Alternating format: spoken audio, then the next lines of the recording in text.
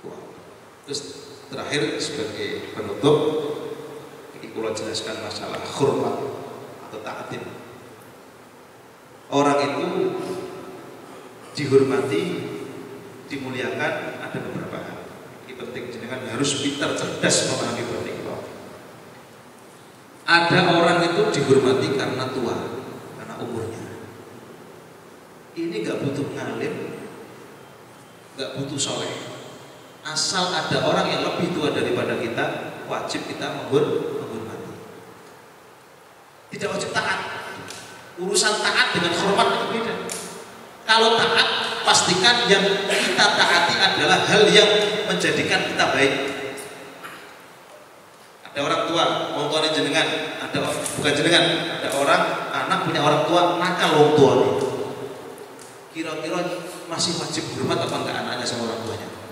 Wajib, wajib hormat, tapi tidak wajib taat.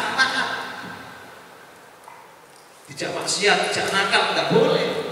Oke. Tapi harus disampaikan dengan cara hormat. Ya mohon maaf Pak, kalau itu saya nggak bisa, karena itu nggak boleh. Tidak ada alasan sedikit pun kebenaran anak ini dengan melihat kejelekan orang tuanya untuk menghina orang, tidak ada. Karena bagaimanapun Islam mengajarkan ada orang yang dihormati karena tua.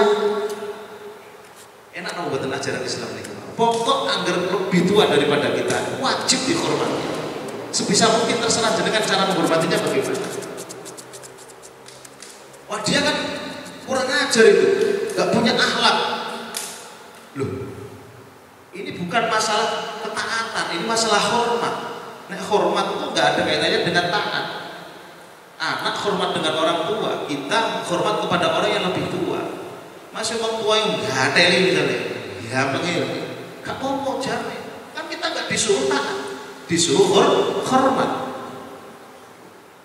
Nah, ini ajaran kita. Pokok ketika kita ketemu dengan orang yang lebih tua, terutama orang tua kita sendiri, sekalipun mungkin ya, mungkin banyak anak-anak yang ilmunya lebih hebat daripada orang tua. Kan fakta di masyarakat kan begitu kan, banyak anak yang lebih alim, lebih hebat daripada orang tua, banyak sekali.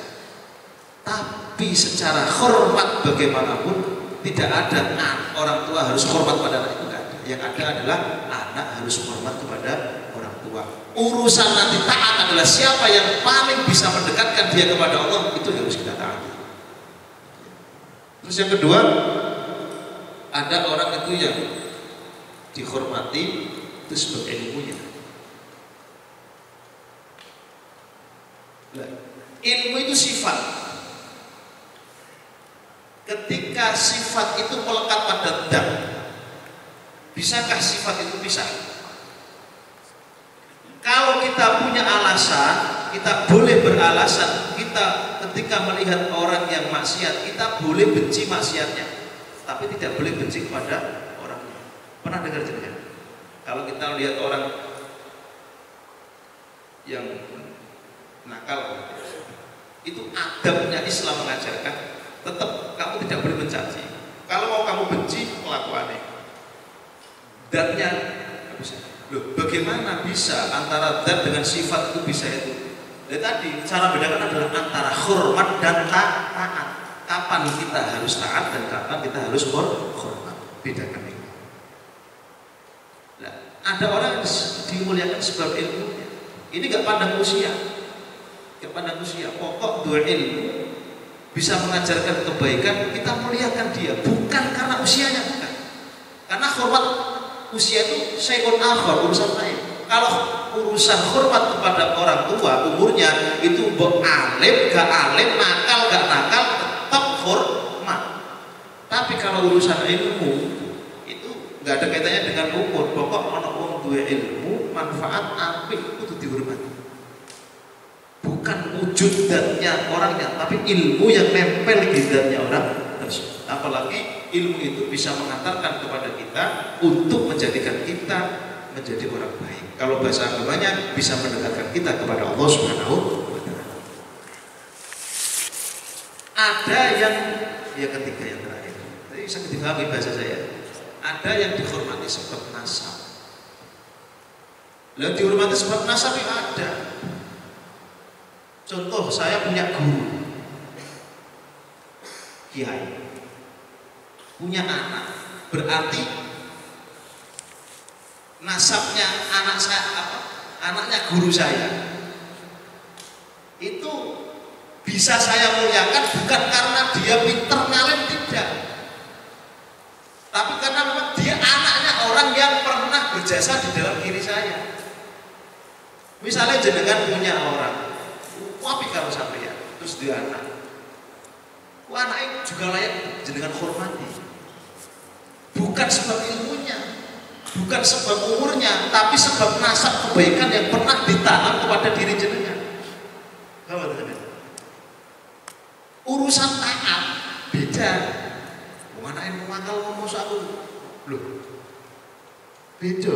Hormat dengan taat itu beda. Sampai tidak pernah diperintahkan oleh Allah, oleh agama kita ini tidak pernah diperintahkan untuk taat kepada kemaksiatan. Sekalipun orang yang menurut kita itu mulia secara nasab, tapi tidak mengajarkan kebaikan, gak wajib ditaati.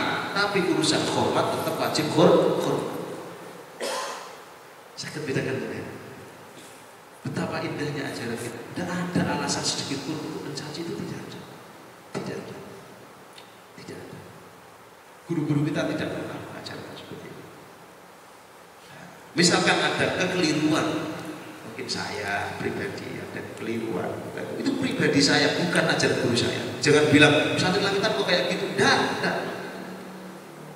Misalkan saya, Ustaz Wahyu misalkan, Ustaz Ma'ruf, melakukan sesuatu yang mungkin secara hal tidak baik, itu bukan ajaran guru kami, itu murni kesalahan diri kami.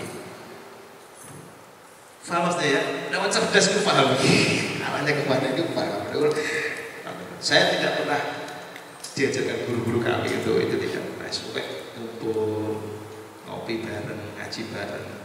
Kalau memang ngaji ini menjadikan jenengan merasa selama saya ngaji, alhamdulillah bisa merasa lebih baik, pegang betul-betul. Bukan karena saya Ustaz Wahyu sama Ustaz Fajar, bukan, tapi karena itulah ajaran guru-guru kami, dari gurunya sampai Rasulullah Muhammad Shallallahu Alaihi Wasallam.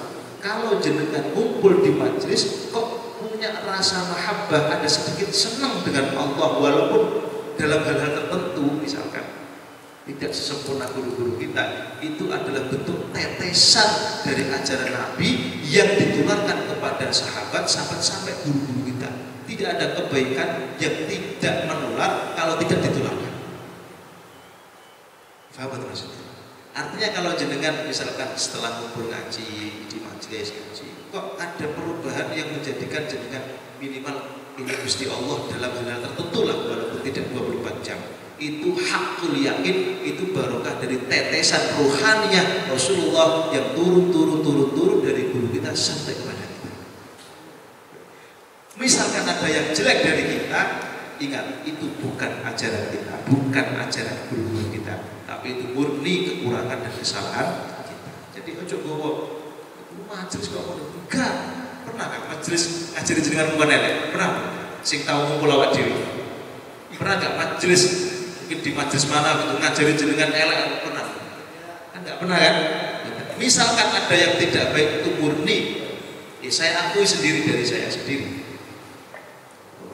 Oke, nah ini wis kepenak insya Allah. Kau nek kita faham bab ini, kau mesti rezeki jenengan berkah, keluarga jenengan melok berkah, terus kotor jenengan berkah, sampai tempat yang jenengan tempat itu melok berkah. Kalau cara berpikirnya kita seperti itu, ya.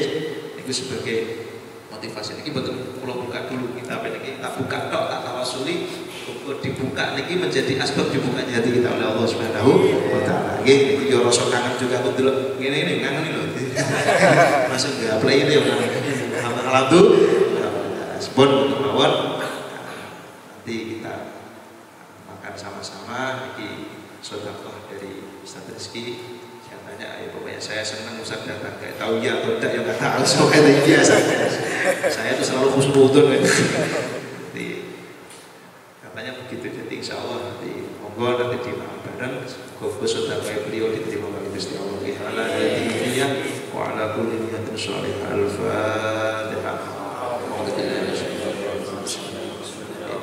Alhamdulillahirabbil alamin. الدين إياك نعبد وإياك نستعين اهدنا الصراط المستقيم صراط الذين أنعمت عليهم غير المغضوب عليهم ولا الضالين.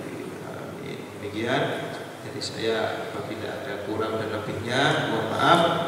Sebesar-besarnya nanti melingkar ini maafnya talaman ya budaya nih ukhuwah. Sebenarnya piring banyak di alisan tapi gak penak, jadi tidak mau ngumpul bareng. Misalkan yang 3 itu gak mau coba bismillah, yang 1 baca bismillah. Ini sego sak talam itu barokah kabeh. Teman-teman nggih. Iku hikmahe aja nanti kok jijik wonten nek jijik niku nafsu lagi nanti. Tapi kalau saya makan karena Allah enggak ada jijik lagi, barang halal. Jadi insyaallah. Assalamualaikum warahmatullahi wabarakatuh.